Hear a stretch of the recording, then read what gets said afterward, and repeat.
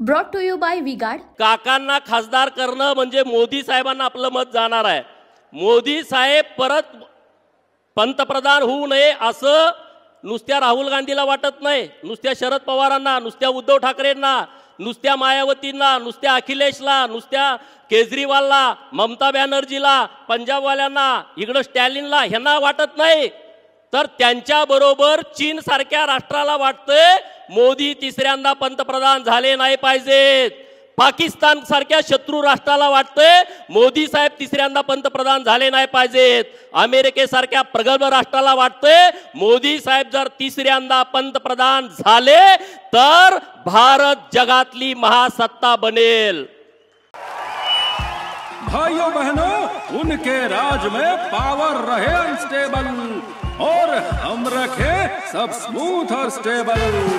हमारा नेता कैसा हो जो स्टेबल पावर दे वैसा हो। अब की बार वी गार्ड एसी स्टेबलाइजर का चमत्कार।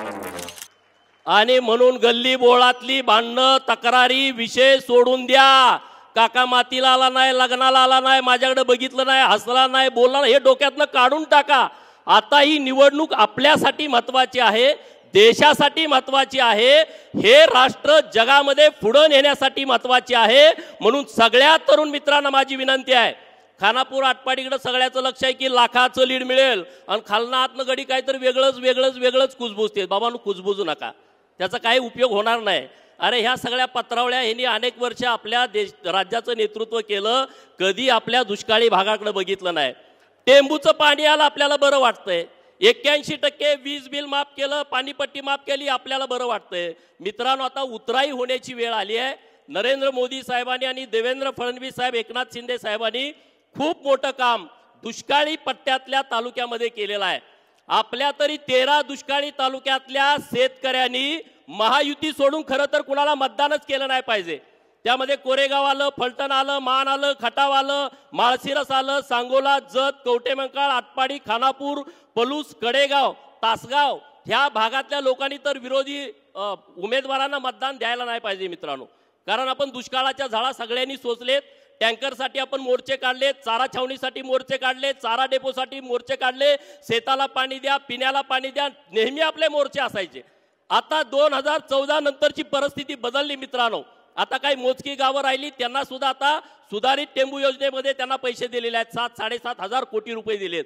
मित्रांनो माझी हात जोडून विनंती आहे, ह्या विरोधी लोकांच्या नादाला लागू नका आणि आपल्या खानापूर विधानसभा मतदारसंघातून चांगलं लीड आपण देऊया। नाहीतर इकडे बोलायचंय, करायचंय, ही कृती कुणीच करू नये। माझ्याही कार्यकर्त्याला विनंती आहे, हात जोडून विनंती आहे की आपण भारतीय जनता पार्टीचे उमेदवार माननीय संजय काकांच्या बरोबर ठामपणे राहायचं। मागं जितकी मतं पडली त्याच्यापेक्षा दुप्पट मतं ही आपल्या लोकसभा विधानसभा मतदारसंघामध्ये पडली पाहिजेत आणि 2 लाखाच्या फरकानं संजय काका दिल्लीला गेले पाहिजेत, ह्याची जबाबदारी आपली आहे। आज तारीख आहे 3, 4, 5, 6 3 दिवस आपल्या हातामध्ये आहेत। हे 3 दिवस तुम्ही महायुतीसाठी द्या। राहिलेली 5 वर्ष संजय काका आपल्यासाठी काम करतील। त्यातून काय राहिलं तर आम्ही सगळे मंडळी तुमच्या सोबत ठामपणे उभे आहोत। तुम्हाला कुठलीही कसली अडचण आम्ही येऊ देणार नाही। केंद्र सरकार आणि राज्य सरकारच्या अनेक योजना आहेत। उनका बैकअप सिर्फ कल तक और हमारा चांद तक। हमारा नेता कैसा हो जो नॉन स्टॉप बैकअप दे वैसा हो। अब की बार वी गॉट इन्वर्टर बैटरी का चमत्कार की ज्या लोकांच्या हिताचे आहेत। राज्य सरकारने अनेक निर्णय घेतले।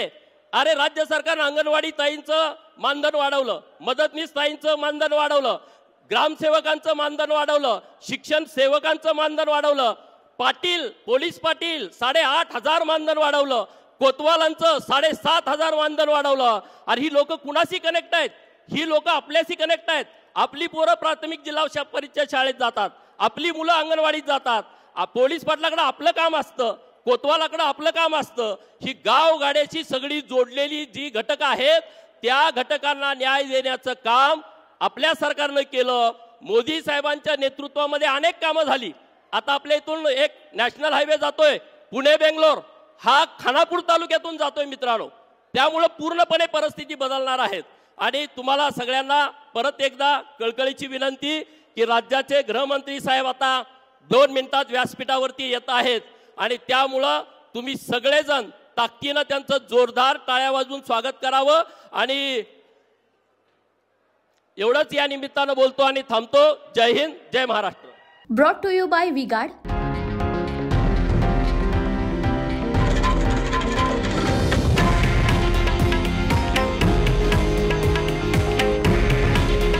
हे आहे देशातील नंबर 1 न्यूज नेटवर्क आणि आपण पाहत आहात TV9 मराठी.